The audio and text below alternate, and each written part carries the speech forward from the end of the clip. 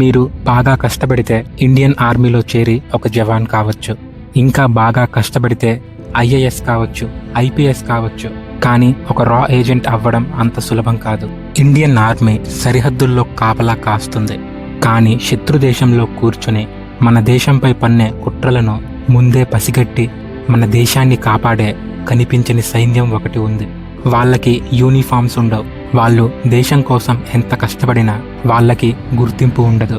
వాళ్ళు సాధించిన విజయానికి మెడల్స్ రావు. వాళ్ళ విజయం కేవలం సోషల్ మీడియా వార్తల్లోనే కనిపిస్తుంది. వాళ్ళే రా ఏజెంట్లు. వీళ్ళే మన దేశానికి కనిపించని ఒక కవచం. అసలు రా ఎలా పుట్టింది? రా ఏజెంట్స్ని ఎలా సెలెక్ట్ చేస్తారు? వాళ్ళకి ఎలాంటి ట్రైనింగ్ ఇస్తారు? రా కంటే ముందు మన దేశాన్ని ఎవరు కాపాడారు? ఈ ప్రశ్నలన్నిటికీ సమాధానం ఈ వీడియోలో తెలుసుకుందాం. ఈ వీడియోని చివరి వరకు తప్పకుండా చూడండి. ఇప్పుడున్న రా కంటే ముందు ఐబీ ఇంటెలిజెన్స్ బ్యూరో అనే సంస్థ ఉండేది.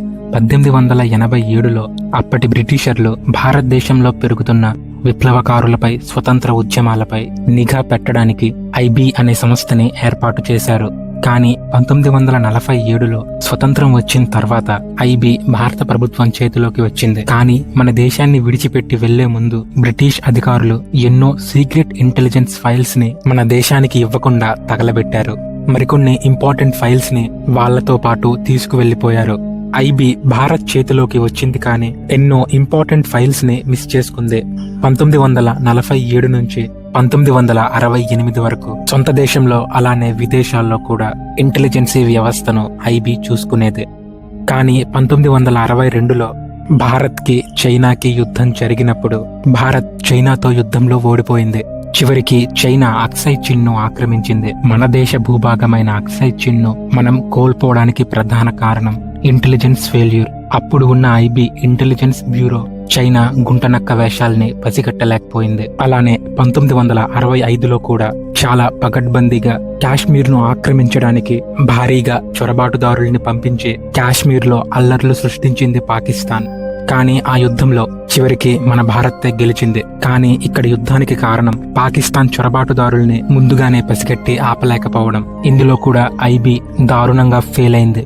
అప్పుడు భారత్ కి అర్థమైంది, భారత్ ను కాపాడాలంటే ఐబీ కంటే పవర్ఫుల్ ఏజెన్సీ సిస్టమ్ కావాలని. అది ఎలా ఉండాలి అంటే శత్రు దేశాల్లోనే ఉంటూ మన దేశంపై జరిగే కుట్రలని ముందే పసిగట్టి భారత్ కి తెలియజేయాలి. అలాంటి సీక్రెట్ ఏజెన్సీ సిస్టమ్ భారత్ కి కావాలి.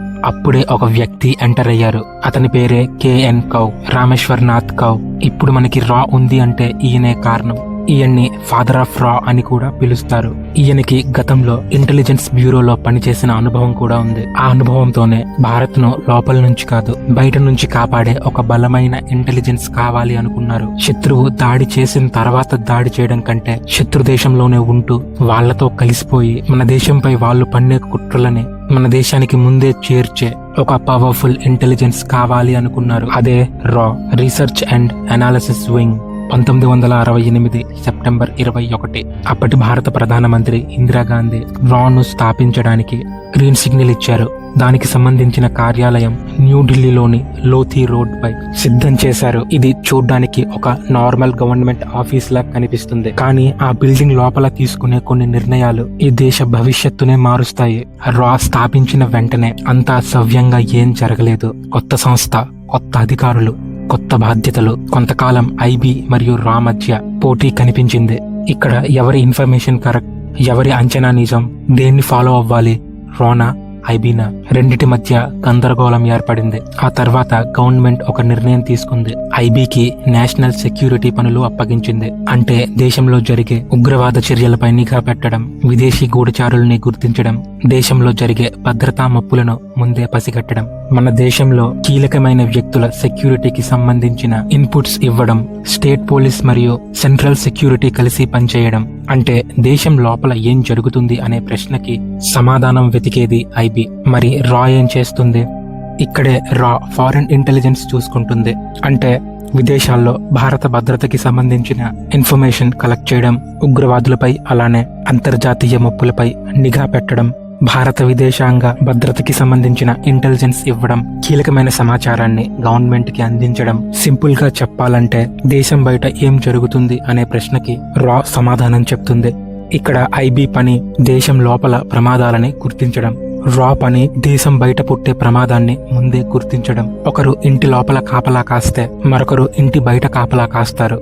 ఐబీ మరియు రా ఈ రెండు వేరువేరు చోట్ల ఉన్న చేసే పని మాత్రం ఒక్కటే, అదే దేశాన్ని రక్షించడం. కానీ ఇక్కడ ఐబీ కంటే ఎక్కువ రిస్క్ ఉండేది రాకే. ఒక రా ఏజెంట్ జీవితం ఎంత రహస్యంగా ఉంటుందో మనం దురంధర్ సినిమాలో చూడొచ్చు.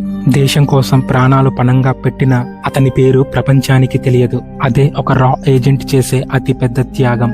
రా ప్రపంచంలో పేర్ల కంటే బాధ్యతలే ముఖ్యం. అందుకే ఎలాంటి పరిస్థితుల్లోనైనా సరే ఒక రా ఏజెంట్ తన అసలు పేరుని ఎప్పుడూ బయట పెట్టడు. ఎందుకంటే స్పై అంటే ఒక్కడు కాదు, తన వెనక ఒక వ్యవస్థే ఉంటుంది. వీరి వెనక అనలైజ్ చేసేవారు, టెక్నికల్ టీమ్స్, సీక్రెట్ ఆపరేషన్స్ ని కండక్ట్ చేసేవాళ్ళు, చుట్టూ కొన్ని వేల మంది అధికారులు పనిచేస్తారు. రాలో పనిచేసే ప్రతి ఒక్కరికి ఇన్ఫర్మేషన్ తెలియదు. ఎవరికైతే ఆ సమాచారం అవసరమో వారికి మాత్రమే ఆ సమాచారం అందుతుంది. దీన్నే నీడ్ టు నో సూత్రం అని అంటారు. రా అంటేనే రహస్యం, ఆ రహస్యాన్ని కూడా రహస్యంగా ఉంచాలి. రా ఇదే ఫాలో అవుతుంది. ఇలాంటి రాలో ఒక ఏజెంట్ ని ఎలా సెలెక్ట్ చేస్తారు, రాలోకి ఎలా జాయిన్ చేస్తారు, వాళ్ళ ట్రైనింగ్ ఎలా ఉంటుంది. రా ఏజెంట్ అవ్వడం అంటే చేతిలో గన్ పట్టుకుని తిరగడం కాదు, అన్నీ వదులుకోవాలి. ఒక నటుడిగా మారాలి, అవసరమైతే ఒక కొత్త గుర్తింపుతో బతకాలి, మెంటల్లీ స్ట్రాంగ్ గా ఉండాలి, ఒత్తిడిలో కూడా ప్రశాంతంగా ఉండాలి. అన్నిటికంటే ముందు ఏ గుర్తింపు లేకుండా దేశం కోసం ప్రాణాలు ఇవ్వాలి. వీటన్నిటికీ సిద్ధమైతేనే ఒక రా ఏజెంట్ అవ్వగలరు. సాధారణంగా ఒక వ్యక్తి స్ట్రైట్ గా రా ఆఫీస్ కి వెళ్లి జాబ్ కి అప్లై చేసుకోవడం కుదరదు. ఎందుకంటే దీనికి ఎలాంటి పబ్లిక్ నోటిఫికేషన్స్ ఉండవు. మరి రా తన సీక్రెట్ ఏజెంట్లను ఎలా సెలెక్ట్ చేస్తుంది? నిజానికి రాని మనం వెతుక్కుంటూ వెళ్లడం కాదు, రా మనల్ని వెతుక్కుంటూ వస్తుంది. రా ఎప్పుడు గవర్నమెంట్ సర్వీస్ లో ఉన్న బెస్ట్ ఆఫీసర్స్ ని టార్గెట్ చేస్తుంది. ముఖ్యంగా ఐపీఎస్, ఐఏఎస్, ఆర్మీ, నేవీ లేదా కమాండో ఆఫీసర్స్ లో టాప్ పర్ఫార్మెన్స్ ఇచ్చే ఆఫీసర్స్ పై కన్ను వేస్తుంది. వాళ్ళని ట్రాక్ చేస్తుంది. వారిలో దేశభక్తి ఎలా ఉంది, వారికి ఉన్న స్కిల్స్ ఏంటి, ప్రాబ్లం వచ్చినప్పుడు వాళ్ళు ఎలాంటి డిసిజన్స్ తీసుకుంటున్నారు, ఏదైనా అలవాట్లు ఉన్నాయా అని సీక్రెట్ గా గమనిస్తారు. వీటన్నిటిలో వాళ్ళు పర్ఫెక్ట్ గా ఉంటే వాళ్ళని సెలెక్ట్ చేసి ఇంటర్వ్యూ చేస్తారు. ఆ తరువాత ట్రైనింగ్ కి పంపిస్తారు. రా ఏజెంట్ అవ్వడం ఒక ఎత్తు అయితే వాళ్ళకి ఇచ్చే ట్రైనింగ్ మరో ఎత్తు. మొదటి స్టేజ్ లో వీళ్ళకి మైండ్ గేమ్స్ నేర్పిస్తారు. శత్రువుల సీక్రెట్ కోడ్స్ ఎలా కనిపెట్టాలి, ఫోన్లను ఎలా హ్యాక్ చేయాలి, ఇన్ఫర్మేషన్ ని ఎలా దొంగలించాలి, ఆ ఇన్ఫర్మేషన్ ని స్వదేశానికి సీక్రెట్ గా ఎలా పంపాలి అనేది నేర్పిస్తారు. ఆ తర్వాత ఏజెంట్ ని ఏ దేశానికి పంపాలో సెలెక్ట్ చేసుకుంటారు. ఉదాహరణకి ఒక ఏజెంట్ ని పాకిస్తాన్ పంపాల్సి వస్తే ఆ దేశ భాష, అక్కడి యాస, వాళ్ళ బిహేవియర్, ఆఖరికి వాళ్ళ ఆచారాలు కూడా కంప్లీట్ గా నేర్పిస్తారు. ఇక్కడి వరకు బానే ఉంటుంది. కానీ రెండో స్టేజ్ అత్యంత నరకం. ఇందులో ఆర్మీ స్పెషల్ కమాండో క్యాంప్స్ లో అత్యాధునిక ఆయుధాలని ఎలా వాడాలో, పేలుడు పదార్థాలని క్షణాల్లో ఎలా డిఫ్యూజ్ చేయాలో ప్రాక్టికల్ గా నేర్పిస్తారు. వీటన్నిటికంటే ముఖ్యమైనది టార్చర్ టాలరెన్స్. అంటే ఒకవేళ శత్రువుకి దొరికిపోతే వాళ్ళు పెట్టే 3rd డిగ్రీ ట్రీట్మెంట్ ని, కరెంట్ షాక్లను తట్టుకుంటూ దేశ రహస్యాలను ఎలా దాచాలో పూర్తి ట్రైనింగ్ ఇస్తారు. చేతులు కాళ్ళు కట్టేసినా ఎలా తప్పించుకోవాలి, చేతిలో ఆయుధం లేకపోయినా ఎలా ఫైట్ చేయాలి అనేది వీళ్ళు ఫుల్ గా ట్రైన్ అవుతారు. ఈ ట్రైనింగ్ కంప్లీట్ అయిన తర్వాత వాళ్ళ అసలు జీవితం మొదలవుతుంది. ఇప్పుడు ఫుల్ గా ట్రైన్ అయిన ఆ ఏజెంట్ ని నిఘా పెట్టాల్సిన దేశానికి పంపాలి. దానికి 2 దారులున్నాయి. మొదటిది, ఇది చాలా సేఫ్ అండ్ కామన్ పద్ధతి. ఉదాహరణకి ఒక రా ఏజెంట్ ని పాకిస్తాన్ కి పంపాలంటే పాకిస్తాన్ లో ఉన్న మన భారతీయ ఎంబసీలో కొన్ని జాబ్ వేకెన్సీలు క్రియేట్ చేస్తారు. ఆ ప్లేస్ లోకి రా ఏజెంట్ ని పంపిస్తారు. ఆ ఏజెంట్ ఒక సాధారణ ఉద్యోగిలా పాకిస్తాన్ కి వెళ్లి ఒక ఇండియన్ స్పై గా మారుతాడు. ఒకవేళ అక్కడ ఏదైనా సీక్రెట్ మిషన్ లో దొరికిపోయినా వాళ్ళకి డిప్లొమాటిక్ ఇమ్యూనిటీ ఉంటుంది. అంటే ఎంబసీ తరపున ప్రొటెక్షన్ దొరుకుతుంది. శత్రుదేశం వీళ్ళని అరెస్ట్ చేయలేదు, జైల్లో పెట్టలేదు. కేవలం మా దేశం విడిచి వెళ్లిపోండి అని మాత్రమే చెప్పగలదు. అయితే ఇదేమీ 100% సేఫ్ కాదు. ఎందుకంటే గూఢచారి అనే ముద్ర పడనంత వరకు ఇది కొంతవరకు సేఫ్. రెడ్ హ్యాండెడ్ గా దొరికిపోతే ఆ స్పైని కాపాడడం చాలా కష్టమవుతుంది. వాళ్ళు ప్రాణాలతో మన దేశానికి తిరిగి రాకపోవచ్చు.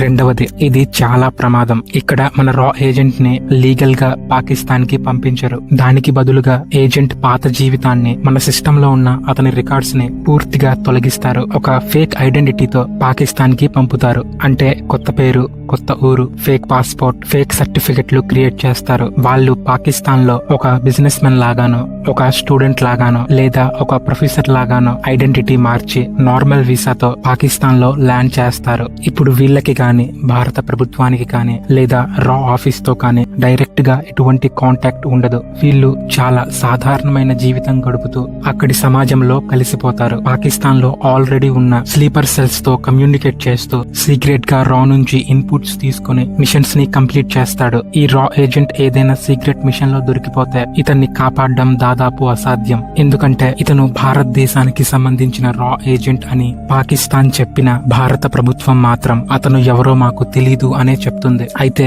ఇక్కడ మీకు ఒక డౌట్ రావచ్చు, మరి దేశం కోసం తన జీవితాన్ని, తన కుటుంబాన్ని వదిలిన అతని పరిస్థితి ఏంటి?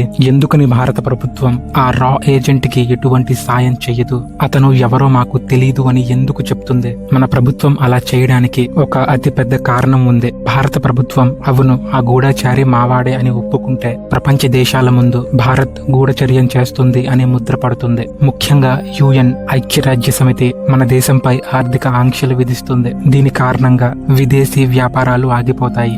దేశ భవిష్యత్తు ప్రమాదంలో పడుతుంది. ఇది మొదటి కారణం. రెండవ కారణం, ఆ ఏజెంట్ మావాడే అని ఒప్పుకుంటే ఆ దేశంలో ఉన్న మిగతా రా ఏజెంట్లకి ప్రమాదం. అతను ఎవరికి పని చేశాడు, అతని కింద ఎవరు పనిచేశారు, అతనికి డబ్బు ఎక్కడి నుంచి అందింది, ఆయుధాలు ఎలా అందాయి, ఇన్ఫర్మేషన్ ఎక్కడికి పంపిస్తున్నాడు, ఎలా పంపిస్తున్నాడు, ఇలా టోటల్ సిస్టమే బ్రేక్ అవుతుంది. అందుకే భారత ప్రభుత్వం అతను ఎవరో మాకు తెలీదు అని చెప్తుంది. అయితే బయటకి వాళ్ళు ఎవరో మాకు తెలీదు అని చెప్పినా ఇండైరెక్ట్ గా మన గూఢచారికి సాయం చేస్తుంది. మొదటిది లీగల్ గా కాపాడే ప్రయత్నం చేస్తుంది. ఉదాహరణకి విదేశాల నుంచి ఒక అతిపెద్ద ఇంటర్నేషనల్ లాయర్ ని ఏర్పాటు చేస్తుంది. వాళ్ళకి ఫండ్స్ ఇచ్చి పాకిస్తాన్ లో లోకల్ లాయర్స్ ద్వారా అతని తరపున కేసు వాదిస్తుంది. కేసు ని ఏళ్ల తరబడి సాగదీసి కనీసం మరణ శిక్ష పడకుండా యావజ్జీవ కారాగార శిక్ష పడేలా చూస్తుంది. ఇక్కడ ప్రతిదీ లీగల్ గా జరుగుతుంది కాబట్టి భారత ప్రభుత్వం ఏజెంట్ ని కాపాడలేకపోవచ్చు. ఇప్పుడే భారత్ ఒక సైలెంట్ ప్రాసెస్ మొదలు పెడుతుంది.